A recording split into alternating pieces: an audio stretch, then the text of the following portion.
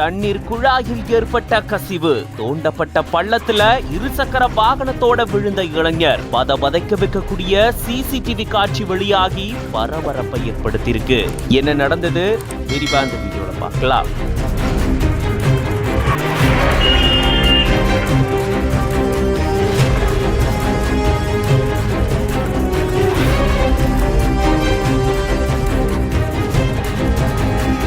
கன்னியாகுமரி மாவட்டம் நாகர்கோயில் மாநகராட்சிக்குட்பட்ட டெரிக் செட்டிக்குளம் சாலை ஓரத்துல தண்ணீர் குழாயில கசிவு ஏற்பட்டதா கூறப்படுது. அதை சரி செய்யறதுக்காக சாலையோரமா பள்ளம் தோண்டப்பட்டு அதுக்கான பணிகள் நடந்துட்டு வந்ததா சொல்லப்படக்கூடிய நிலையில தான் அந்த வழியா இரவு நேரத்துல இருசக்கர வாகனத்துல இளைஞர் ஒருத்தர் வந்திருக்காரு. அங்க பள்ளம் தோண்டப்பட்டிருக்கிறத கவனிக்காம வந்த அவரு எதிர்பாராத விதமா இருசக்கர வாகனத்தோட அந்த பள்ளத்துல விழுந்து காயம் அடைஞ்சிருக்காரு. உடனடியா அக்கம் பக்கத்துல இருந்த மக்கள் அவரை மீட்டு மருத்துவமனைக்கு சிகிச்சைக்காக அனுப்பி வச்சிருந்திருக்காங்க.